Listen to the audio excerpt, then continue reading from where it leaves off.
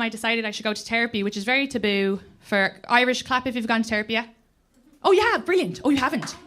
Oh, she just confessed to her friend. I haven't told you this, but I'm so sorry, I've been going to therapy. It's really taboo in our country, to be honest. I think we're coming more to terms with it. Best thing I ever did, like, you could just go and talk about your problems. Before, I used to just drink.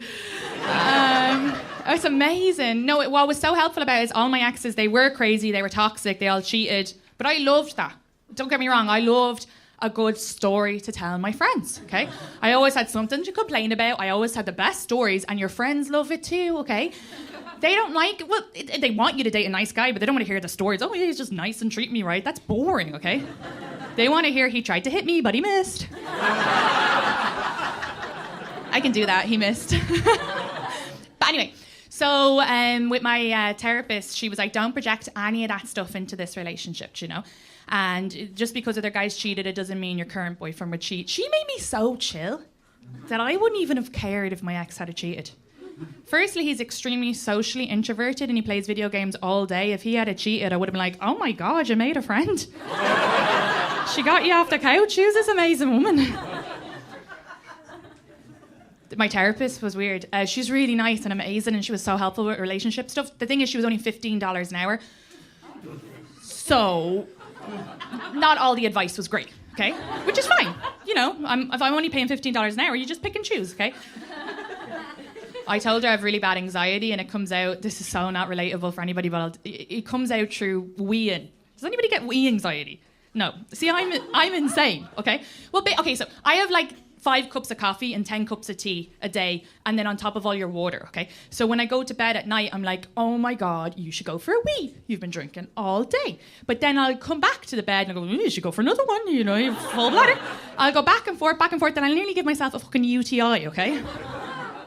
And so I said this to my therapist. I was like, obviously I have anxiety and it's manifesting this way. Can we work on it? And she goes, sure, you should wear a diaper.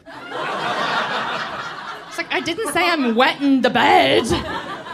She got so defensive as well. She was like, I don't know why you come to me if you don't want a solution. I was like, but for months we worked on my ability to say no. I'm just doing the thing that you taught me. I mean, it makes sense. She's only $15 an hour. She probably has like an Etsy diaper business on the side. The poor woman. God, I hope she never watches this because she is lovely. Every story I do about someone is just Catholic guilt afterwards. Like, oh God, no, they're very nice. When my family found out I was going to therapy, they were so, like, specifically my grandparents, because that is just like they just could not get their head around it. My grandfather was going around telling people in our town that I was doing the thing Tom Cruise is doing. I was like, I am not a Scientologist. People were coming up to me when I went home and be like, do you think you're a lizard now, do you? I was like, no, I don't think I'm a lizard. God, I had to undo all this stuff. But then my grandfather kept at me with it. He was like, you don't need to pay for therapy, like $15 an hour. But anyway, he's like, you don't need to pay for it. You can just will away your issues. He goes, I had a fear of flying and one day I went, pew, gone. Which obviously everybody knows that's not true. That's not real. He doesn't know the truth, though. The truth is my grandmother wanted to go on trips to Spain when this became a thing, but he refused to because of his fear of flying. She's a nurse at home, so she would take Valium from work. She would bring it home. She would crush it up and put it in his food. So for 30 years, this man thinks he willed away his fear of flying. He was just flying high. My grandfather is so Irish. There's a lot of there's been a lot of really bad stereotypes about Irish people, and I don't think any of the previous generations have really said anything about it, except for Gen Z. They're like, stop it. And I get it, you know, there's you call us violent, alcoholics. I've never been violent with anybody, and I'm not an alcoholic anymore. I wouldn't have identified as one until I came to this country, because I'd be talking to Americans, they'd be like, yeah, I'm in AA, and I'm like, oh my God, did you burn down the house? And they're like, no. And I'm like, did you kill the kids? And they're like, no. And I'm like, why are you in AA? And they're like, well, I used to drink Friday and Saturday and Sunday. And I was like, oh my God, I'm an alcoholic. No idea. And I agree with a lot of the stereotypes. You know, that's not what Irish people are. But the only issue I have is when you meet my grandfather, he looks like propaganda the Brits would use against us. He's worn a Peaky Blinders hat every day of his life. I have never seen the top of his head. I don't know if he has hair.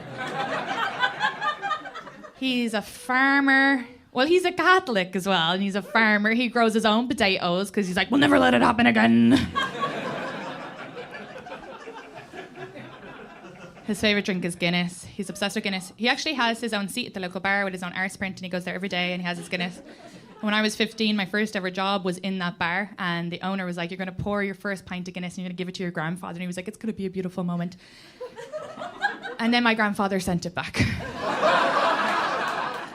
I said this on stage 2 weeks ago in Dublin, and my sister watched the show, and afterwards she was like, did that really happen to you? And I was like, yeah. And so she's 15 years younger than me. He had done the exact same thing to her. That is the longest bit to keep going. He doesn't like Gen Z. Of course, that's fair. He doesn't relate to them. My sister's Gen Z. And when I was home, she was telling me in front of him that she was being gaslit at school. And my grandfather got such a fright, he thought someone had tried to set her afire.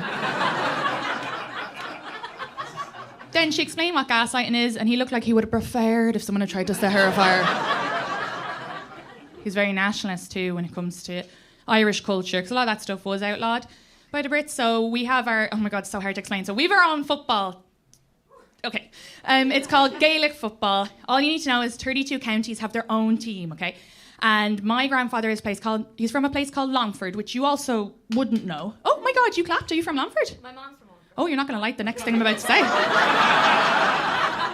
I don't know if you would have clapped with all the Irish in the room if you really knew about Longford. I know. Oh, the joy. Ignorance is bliss. I feel so bad that I'm about to educate you. And like, look, I love going back to visit Longford when I'm here because it's so noisy and it's green. Okay, let's say the good things about it. It's beautiful, but it is the Alabama of Ireland. Okay, they've got guns. They voted against same-sex marriage. There was a whole Facebook thing once where they were trying to vote them off being a county. Okay, yeah, you really did not know what you were wooing. No, it really is like Alabama. One of the girls I knew growing up, she ended up marrying her cousin. People get really uncomfortable with that, and I don't know why, because I'm like, they had 8 kids and 7 were fine.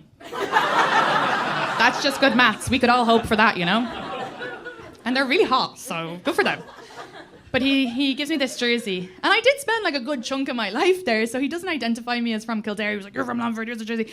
The thing about the jersey, it's the colours of the Ukrainian flag.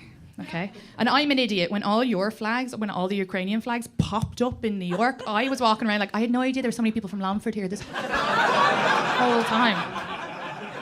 Wow, could have had a community. And then, of course, my accent is in what's perpetuated in movies. I don't know if you saw P.S. I Love You and Jared Butler doing hate crime of an accent. But we have a lot of different accents, and so if you just hear me with an accent and you saw me wearing the Ukrainian colours, a lot of people were thinking I was Ukrainian. Americans would stop me in the street and be like, oh my God, we're so sorry for what's happening to your people. And I'd be like, the Brits, they left ages ago. And they're like, we knew the Brits were involved. They're always involved.